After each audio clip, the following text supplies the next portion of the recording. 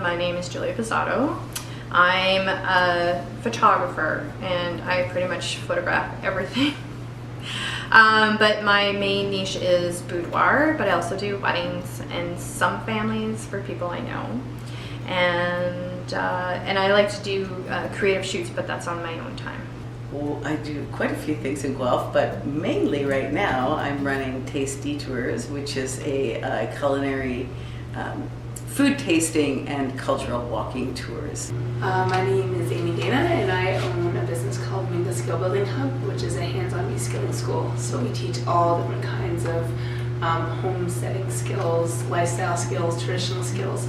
It's all about locals teaching locals. So the idea of it is to try and keep skills alive in our community and provide the platform for people that know a skill to be able to share it with the rest of people that live in Guelph and surrounding communities.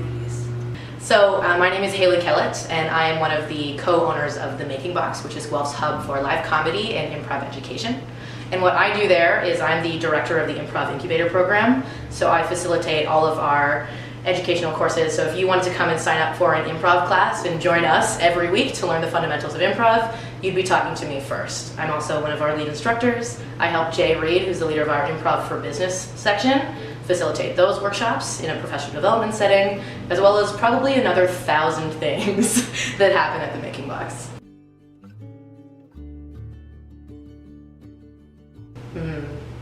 Judgment is such an interesting thing for me. The world that The Making Box lives in, the world that I come from, this improvisational world exists in a no judgment zone.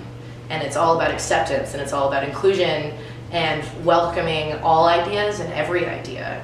So I've done a lot of training on getting rid of judgment and especially self-criticism and not putting too much value on the judgment of others. So that's not so much of a big deal for me. I will operate the way I operate regardless of whether people are judging me. And that's the message that I'm communicating to my students and that The Making Box is communicating to our clients. That should never, judgment will never stop me from moving forward or changing or adapting the way that I think is important. It's not a factor. I don't think it should be a factor. I'm kind of at the point right now where I'm of age where I don't really give a crap about a lot of what people think about me and what I do with my work. I have run into naysayers and people that have put me down for the type of stuff that I do, but it makes me happy and I don't want to stop what I do. I feel like I would step into it more. I feel like I really hold myself back in the fear of failure. That if I were to take a risk like rent my own building and my own space, or to start creating videos that I could share with the world, but I'm so afraid of failing that it really stops me sometimes. And I find that I can get stuck in my comfort zone and where it feels safe and comfortable, and it's also lonely and isolating, and I would do that differently. I would remove that fear. Oh, that's a very hard question. I'm not sure that I'm guided by concern of judgment. It could be an age thing, I'm not sure. I probably am, I'm human, but I almost don't know how to answer that because I don't actually feel like that's in my realm of reality.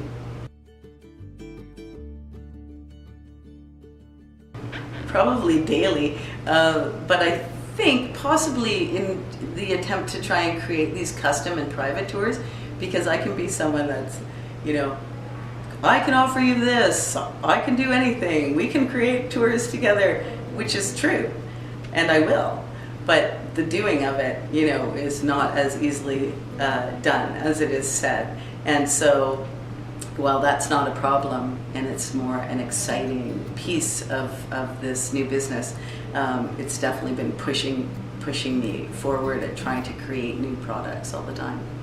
I don't know, I'm pretty comfortable with what I do. You know that. I'm pretty comfortable with being around what I do. Like, I'm around half-naked people on a day-to-day basis, so I'm pretty comfortable with that. I think the last time was maybe a year or so ago when I did a photo shoot for a gentleman that wanted specific things, and it was a little uncomfortable, but we got through it. So When did I last push the boundaries of my comfort zone? Outside of when I let a stranger pie me in the face on stage, or all the other weird things that we do for shows like Duo to the Death, where we're intentionally messing with each other on stage. That stuff, all the time, constantly. But I mentioned that I have very little business backgrounds. My dad and my mom opened up a chain of franchises, and I watched them be entrepreneurs and follow their own paths through business. But I never took classes, I'd never done anything. It was all kind of through eavesdropping. So coming to Guelph and having to run a business and be aware of all of the math that needs to get done, all of the financials that need to happen, all of the planning and structure that comes behind all of the fun stuff we get to do every day, that took me out of my comfort zone. And taking classes took me out of my comfort zone. Putting myself in a room where I had to talk about budgets in an articulate and intelligent way was new for me, and not something I was comfortable talking about before. But now I feel like I can navigate my way through those conversations. But it's still always a little bit out of my comfort zone, which is kind of what I want already. I feel like if you're not a little bit afraid, then there's no risk, and if there's no risk, then the reward's not as fun. So there should always be a little bit of boundary pushing no matter what we're doing. When I decided to quit my full-time job after I had my son and step 100% into my business as my job, as my career job, as opposed to using it as a backup. It was always something I did part-time, and then I worked full-time, and I decided to just do this. And it was really scary and really awesome. Yeah. I just recently, the first thing that comes to my mind is that I just recently asked for help from Innovation Guelph. One of the things that I'm struggling with right now is trying to find a financial model that is sustainable for myself, because my business is a little bit different than traditional business. And so I am incredibly passionate about what I do, and I understand my passions, and I know how to connect people together, but I struggled with how to make things financially successful. So I recently asked for a mentor, a coach here at Innovation Guelph, and it has been an awesome experience. Asking for help, vulnerability, part of every day as a person in business, as a person in general, I think. I've been very lucky. My family was very clear on it is always okay to ask for help. There is never a problem in asking for what you want, and asking for what you need, and asking for information. That should never be a detriment. My sister Lauren has special needs, so I grew up in a household where we had to be very clear and had to be very direct, and if we didn't understand something, because she didn't understand most things, we had to explain them. So it was never a problem to ask for help. So I've been very lucky, and I cannot stress enough how lucky it is to not be afraid to ask for help, because I understand how challenging it is, and I see that happen, but I will ask for help all the time. Jay Reed has been phenomenal in helping me, because he knows, luckily we balance out so well, he knows all the business side, because that's where his degree helps out. He's got an entrepreneurship and a biotechnology degree, he's amazing. And I have a theater history, so all of the questions I have about business, Jay will help me out, and if he doesn't know the answers, then we have so many amazing mentors at Innovation Guelph and at GBEC and at the Chamber of Commerce. Everybody has been very open to saying, if you need help, please come to me. So every time I have a question, and it's daily, I have questions at least once a day. It's never a problem on asking, it's just who can I ask? Which out of the million resources that Guelph offers me, who do I go to for this particular question? And that's been fine so far. Guelph is really, really good for that. Guelph's amazing for that. It's coming from Toronto, which should be amazing, and I love Toronto, I don't mean to bog them down, but coming from a place that is so competitive, where everyone's trying to find their own success and not find collective success, asking for help was harder because everyone was like, I can't help you, I'm working on my own thing right now. That was at least my experience. And coming to Guelph, where this community is rising tides raise all ships type of place, where if I'm asking for help and I want to find success, it's cool, let's find success together, what can I do? It's been flooring, it's been baffling, because I like to say, in the 10 years that I was in comedy in Toronto, that equals my first 4 months in Guelph as a professional. I feel like I accomplished more. which is insane.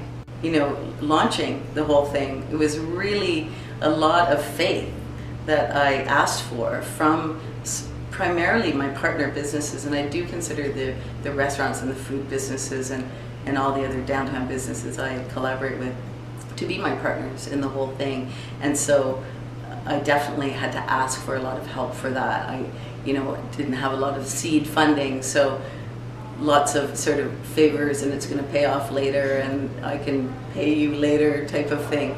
So that type of thing, definitely, I asked for a lot of help at the beginning. I suck at asking for help. If I can't figure out what I'm doing, I'll usually get too frustrated and just stop doing it. But there are times where you actually do need to ask for help. And it was probably, I think I was asking for like a friend for a location for a shoot that I really wanted to do. And they were really cool about it. But I know like with the business we have, locations are like prime real estate, so a lot of people don't like handing out like just willy-nilly like, here you go, this is where I shoot the majority of my photographs. So it was probably just a location hunt that I asked for.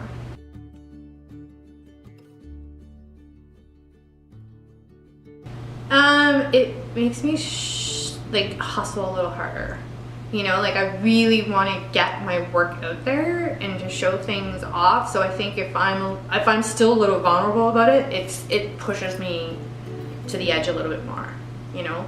Vulnerability is such a huge part of being an entrepreneur. Being a good entrepreneur means being authentic, and you can't be authentic without being vulnerable. You're not being true to yourself or to your craft unless you are willing to show vulnerability. No one is 100% powerful. I am nowhere close to being 100% on all the time. My life would be boring if it was that easy. It wouldn't be fun. So working with people at the Making Box, like Tom and Rick and Jay and our interns and our other staff members and all of our mentors, you can't, I'm vulnerable now. I'm trying to word my answer. You won't get help if you're not vulnerable.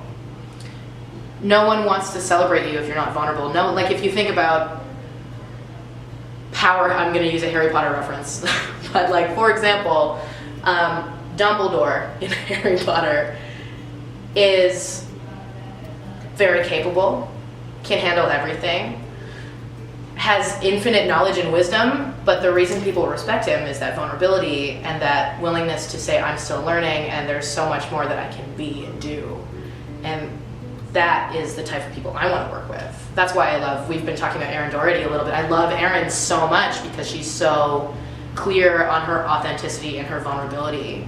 And if you're having a bad day, there's never a problem to voice that. And I found in my student groups, if I'm teaching a class, I'm asking everybody in that room to be vulnerable and take a risk and step forward and try something new. And if I'm not willing to be that person with them, then that's unfair. And as an entrepreneur, you're creating something new and you're putting something out there and you're putting yourself out there. Nobody else, you're not doing this for anyone but you. You want to do this, I want to do this. And if I'm not vulnerable, then no one's going to support me because I'm already giving the illusion of I'm 100% ready, I don't need any help, we're good to go, just come, just show up. But without that vulnerability, no one's going to be, there's no intrigue, you know? I think it's key to just being a person, for one thing, so I hope that, you know, equals being an entrepreneur as well. And again, back to just being nothing less than who you are, and I think who I am is someone who has vulnerabilities, and you know, anybody with passion I think is someone that probably also has vulnerabilities, you know. So I think it's probably key to the makeup of an entrepreneur is having vulnerability. It was one of the most important things about being a leader is being vulnerable. I think it's about bringing your whole self to the table, and I think that's how you excel at what you do, is being vulnerable and telling your story and letting people know that you don't always know, and letting the world know that you have fears and you're unclear and all the emotions that come with it, about being happy, about being sad, about having failures, about celebrating the failures.